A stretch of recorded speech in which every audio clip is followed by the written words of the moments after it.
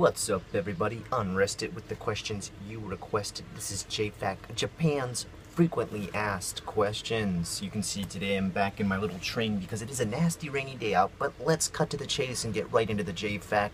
We are talking about 15 of some of the strangest questions you may have about Japan, or amazing facts, whatever you want to list them as. They've been listed all over different newspapers that are internet newspapers or published paper newspapers, and they are questions that I recently get quite a bit but haven't really been covered in any of my videos in the past. So I'm going to just go through each of them really fast and answer a list of 15 and tell you a little bit about each. Number one, Japan is mostly mountainous. That is true, yes. Japan is mostly covered. 70% of Japan's geography, or topography if you will, is covered in mountains. Very little of the land is actually landscaped and used as urban industry due to the fact that it is actually quite hard to build on top of mountains, and Japan's government actually doesn't want to dynamite the hell out of the entire land. Number two, 100% literacy rate. Japan is one of the few countries in the world that is known for having almost nearly 100% literacy rate. There's probably like 99% or something like that. If you think this isn't a very amazing thing, you might want to check out the literacy rate in your own country sometime. I'm from America. If you check out the literacy rate in America, you'll be very surprised how low our literacy rate is. Number three, Japan imports a ton of coffee. Japan imports so much coffee that they import about, if I'm correct on this, about 85% of the total amount of coffee that Jamaica harvests in total for 1 year. Every year, that's how much they import. Japan really, really loves coffee. Number four, melons are expensive. Yes, there are super expensive melons in Japan, some upwards of $300 to $1,000. Why these melons are so expensive? It's usually for charity events. I think they're just overpriced and they taste just like a normal cantaloupe. They're not that amazing. Number five, bathroom slippers. Yes, there really are bathroom slippers. I'm kind of surprised this one's on the list because if you think about it, it's not that strange. It's actually quite hygienic. You switch slippers for when you go into the bathroom. Not every place has this, but it is a common thing. Number six, snaggletooth fashion. If you're wondering what I mean, the canines here at the front of your mouth are sometimes altered in a way in which they are stuck out like snaggle teeth because it is a type of fashion. Yes, it is considered beautiful in Japan. Number seven, slurping is okay in Japan. Slurping is not rude. Yes, slurping is actually considered to change the taste of ramen and is often done to slurp up ultra hot ramen noodles. It's done so because it's believed that blowing on the noodles in a reverse fashion via slurping will change the taste and makes it more exquisite. Number eight, KFC Christmas. Yeah, I've actually done a video on this. There is a lot of Christmas dinners done at Kentucky Fried Chicken.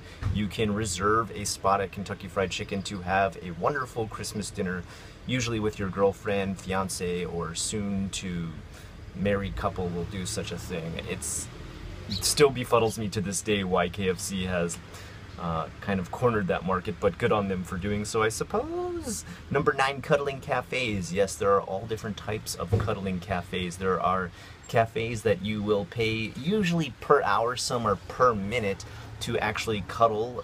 Mostly men do this to cuddle with women. The cuddling can be anything from just laying your head on the lap of a woman and taking a short nap on up to completely spooning in a bed. Number 10, black teeth. A long time ago, and this is something that hasn't been practiced for ages, yes, Japanese women would cover their teeth in total black charcoal-esque teeth covering, and the reason that they would do this is because white teeth were actually considered ugly.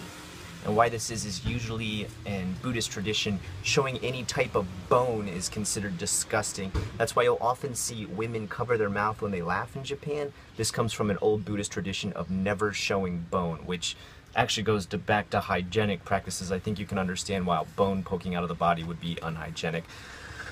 Number 11, adult adoption. Wow, that's a weird one, even for me. I didn't completely know a lot about this, but apparently often when a senpai, which is a master or a teacher of a traditional art, that can be anything from sushi to banging out samurai blades.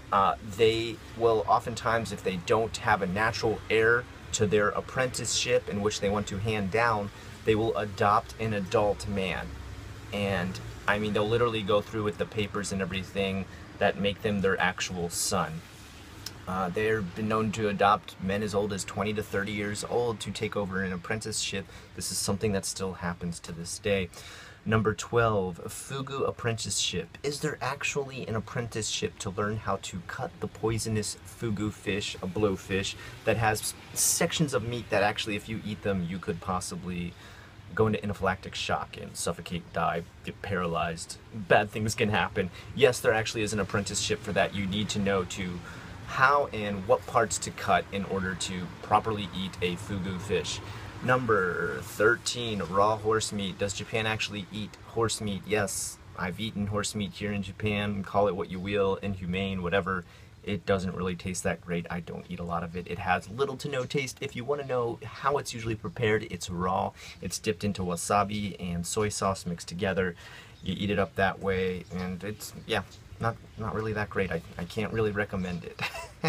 14, Rabbit Island. Yes, there is a Rabbit Island in Japan, a island completely and utterly covered by free-range rabbits allowed to roam around. There's also a cat island too, which isn't mentioned in this article, but nonetheless I thought I'd just mention it offhand. And 15, last but not least, Japan has one of the world's oldest companies, known as, let me go ahead and read this, Kango Gumi. Well, gumi would mean group or collection. So it's a group, and I checked out what this company was. Apparently it started all the way back in 578 AD. That's 578, not 15, 578. 3 numbers only. And apparently this company is a construction company. I did not know this. This is a fact I had to look up myself. It is known to be one of the oldest companies to have existed ever in the world. It apparently still exists to this day. I checked it out a little bit though. I guess you could say it's been existing for a very long time, but it has been liquidated multiple times and bought out multiple times and carried on by other companies. So I guess you could say if it's a company that's allowed to dissolve over and over again and get rebought out, the only real thing that they've kept through the whole thing is the same name and I guess the practice of what they do. If that is a legit long-lasting company, then yes, they qualify. Anyway guys, that's 15 quick facts that you may not know about Japan or have a question about. That's why I answered them today on JFAQ, Japan's frequently asked questions. I am unrested with the questions you requested. Have a good one.